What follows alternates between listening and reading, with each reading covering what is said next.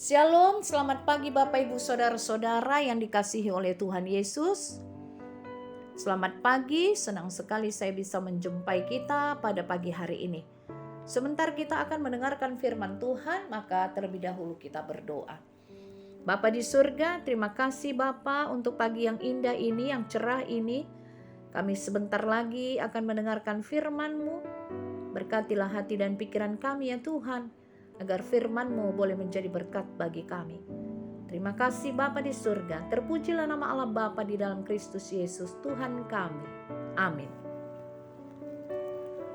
Bapak Ibu Saudara-saudara, firman Tuhan yang akan kita dengar pagi hari ini diambil dari kitab Yohanes 16 ayat 24, demikian dikatakan oleh firman Tuhan. Sampai sekarang kamu belum meminta sesuatu pun dalam namaku. Mintalah maka kamu akan menerima, supaya penuhlah sukacitamu. Demikian firman Tuhan. Bapak Ibu Saudara-saudara yang dikasihi oleh Tuhan Yesus, nats yang baru kita baca adalah bagian dari pasal 16 ayat 1 sampai ayat 33. Dan bagian dari perkataan Yesus Kristus kepada murid-muridnya sebelum Yesus Kristus ditangkap dan disalibkan. Ada beberapa hal perkataan Yesus kepada murid-muridnya sebelum Tuhan Yesus ditangkap. Dan ada banyak hal di dalam perkataan-perkataan Tuhan Yesus itu yang tidak dimengerti oleh para murid-muridnya. Salah satu contohnya adalah ketika Kristus Yesus berkata kepada para murid-muridnya, tinggal sesaat saja dan kamu tidak melihat aku lagi, dan tinggal sesaat saja pula dan kamu akan melihat aku. Itu dikatakan pada pasal 16 ayat 16. Lalu para murid-muridnya kemudian saling berkata-kata satu dengan yang lain, mempertanyakan apa maksud Tuhan Yesus mengatakan demikian.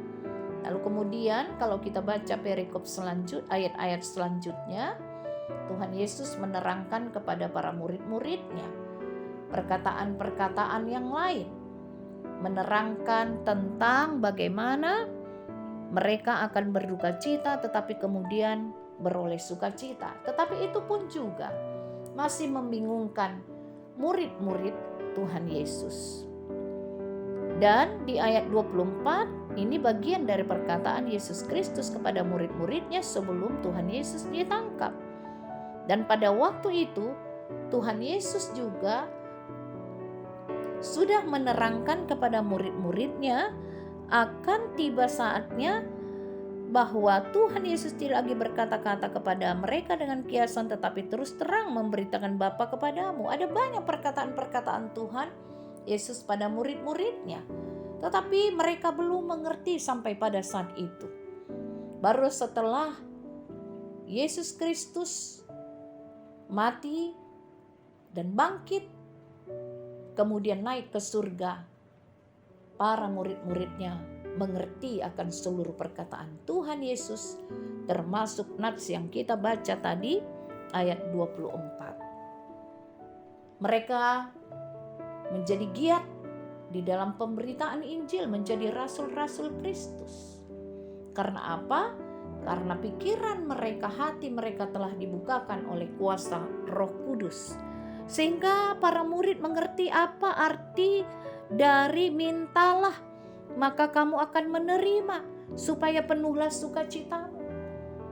Ketika mereka memberitakan Injil, ada banyak penolakan, tetapi hati mereka, hati para murid-murid Tuhan tetap penuh dengan sukacita. Mereka bertekun dalam doa dan mereka menjadi kuat karena mereka memintanya di dalam nama Yesus Kristus Tuhan. Para murid-murid menjadi giat di dalam pelayanan mereka, di dalam memberitakan Injil. Karena itulah Bapak Ibu Saudara-saudara yang dikasihi oleh Tuhan, di sini kita melihat betapa nama Yesus Kristus menjadi kekuatan bagi orang yang sungguh percaya. Bukan hanya bagi murid-muridnya, tetapi bagi kita semua yang mengikut Yesus. Di dalam nama Kristus Yesus ada kemenangan. Bahkan dikatakan oleh nyanyian, dalam Yesus ada kemenangan.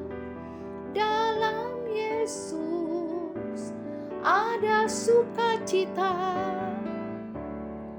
Dan itu bukan hanya sekedar nyanyian yang tanpa arti, Bapak Ibu Saudara-saudara yang dikasihi oleh Tuhan. Jikalau kita meminta, maka kita pasti akan menerima.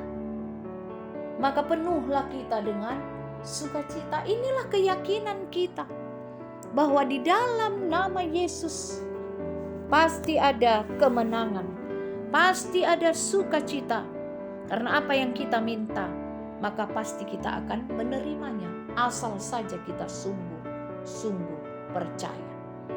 Kita menerima bukan seperti yang kita inginkan, tetapi pasti seperti yang Tuhan inginkan, karena itulah yang terbaik. Kadang-kadang manusia ini gini, meminta maka dia harus menerima seperti yang dia minta, padahal belum tentu itu yang terbaik baginya. Tuhan tahu, Bapak Ibu Saudara-saudara, apa yang terbaik bagi umatnya. Karena itu apa yang kita minta Tuhan pasti akan berikan, tetapi tidak seperti yang kadang-kadang tidak seperti apa yang kita harapkan terjadi. Tetapi percayalah, setiap hal yang kita minta di dalam nama Allah Bapa, di dalam nama Kristus Yesus, dan di dalam nama Roh Kudus, maka kita pasti akan menerimanya. Karena itu Bapak Ibu Saudara-saudara yang dikasihi oleh Tuhan Allah, tidak ada lagi keraguan kita di dalam mengikut Kristus. Di dalam kehidupan kita ini, satu hal yang harus kita lakukan adalah senantiasa berpengharapan yang hidup kepada Tuhan. Karena ini firman-Nya yang mengatakan, mintalah maka kamu akan menerima, supaya genaplah sukacitamu.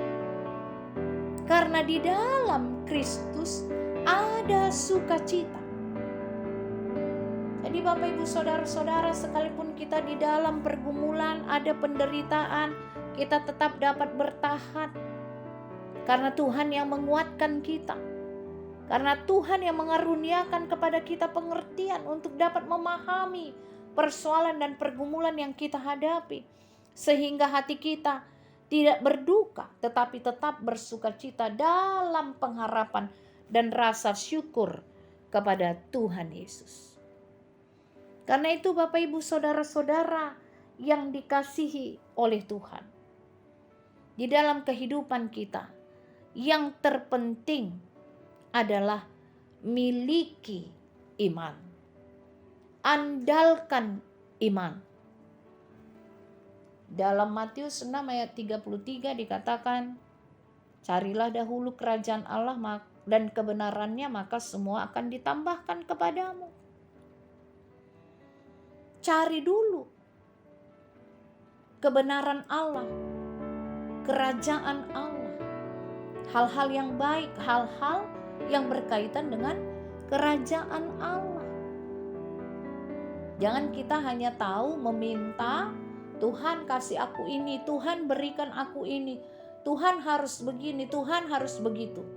Tetapi hal-hal yang baik, hal-hal yang berkaitan dengan kerajaan Allah, apa itu? Sukacita, damai sejahtera, pengampunan, kasih, tidak kita lakukan di dalam kehidupan kita, maka bagaimana hati kita bisa bersukacita?